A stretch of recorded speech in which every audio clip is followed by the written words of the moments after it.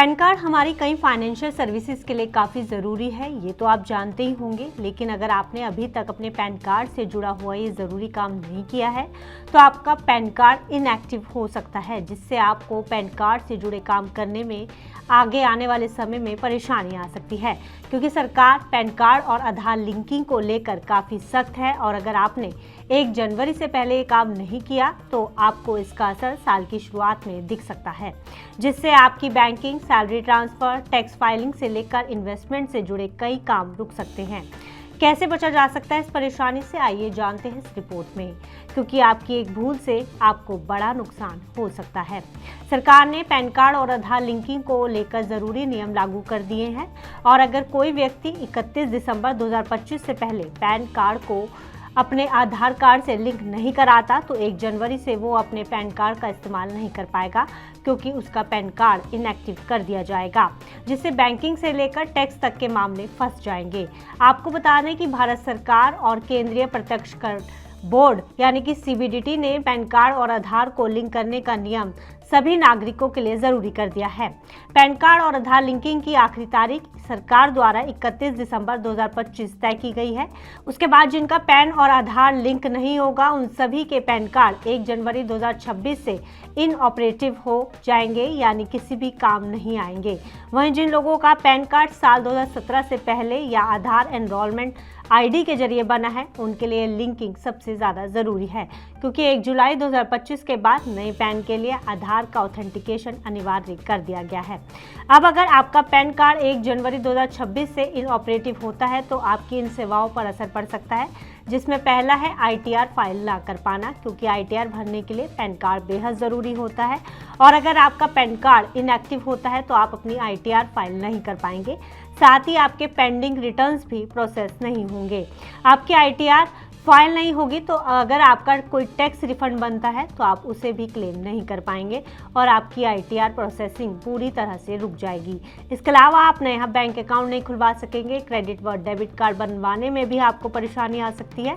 KYC update, demat account, SIP, mutual funds में निवेश करने में भी आपको परेशानी का सामना करना पड़ सकता है और ये सभी सेवाएं आपके लिए बंद हो सकती हैं। इसके अलावा सरकारी सब्सिडी, पासपोर्ट, पेंशन, स्कॉलरशिप जैसी सेवाओं पर भी इसका असर पड़ेगा, क्योंकि इन सभी सेवाओं के लिए पैन कार्ड ज़रूरी होता है।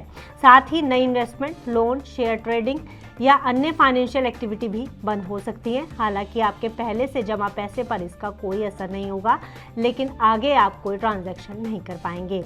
वहीं इनकम टैक्स डिपार्टमेंट ने भी साफ कर दिया है कि जिनका पैन कार्ड इनएक्टिव होगा उन्हें ITR फाइलिंग, बैंकिंग, शेयर बाजार में ट्रेडिंग और सरकारी सब्सिडी जैसी सेवाएं नहीं मिलेंगी। इससे आपकी पेंशन, सैलरी और कई अन्य फाइनेंशियल ट्रांजैक्शंस भी फेल हो सकती हैं। सरकार ने साफ कर दिया है कि सरकार की तरफ से दी गई फाइनल डेडलाइन है और इसके बाद ना ही डेडलाइन बढ़ाई जाएगी और ना ही किसी तरह की रियायत दी जाएगी। इसलिए आप इन स्टेप्स को फॉलो कर अपने पैन कार्ड को आधार से लिंक कर सकते हैं, अगर अभी तक नहीं किया है, वो भी ऑनलाइन। इसके लिए सबसे पहले आपको इनकम टैक्स की वेबसाइट www.incometax.gov.in पर जाना होगा। वहाँ पर लिंक आधार टैब पर क्लिक करना होगा और अपना पैन नंबर, आधार नंबर और मोबाइल नंबर भरना होगा, जिसके बाद OTP आएगा आपके मोबाइल नंबर पर और उसे आप वेरीफाई करेंगे और बस कुछ ही समय में आपका पैन कार्ड आधार कार्ड से लिंक हो जाएगा। स्टेटस चेक करने के लिए आप लिंक आधार स्टेटस पर क्लिक कर सकते हैं और स्टेटस चेक कर सकते हैं। वहीं अगर आपका पैन कार्ड डीएक्टिव हो गया है तो 1000 रुपये लेट फीस भरें और फिर से यही प्रोसेस दोबारा दोहराएं। आधिकारिक डेटा 2025 के मुताबिक अभी तक देश में करीब 37 करोड़ पैन और आधार कार्ड लिंक हो चुके हैं, लेकिन अभी भी लाखों कार्ड धारकों का अपडेट बाकी है। इस पूरे प्रोसेस में 4 से 5 दिन का वेटिंग पीरियड हो सकता है, इसलिए आखिरी समय का आप इंतजार ना करें, क्योंकि बाद में आपको इसी काम के लिए लेट फीस चुकानी पड़ सकती है, जिसे 1000 रुपये तय किया गया है। साथ ये भी जान लीजिए कि आखिर आधार डिटेल्स अपडेट करना क्यों ज़रूरी है।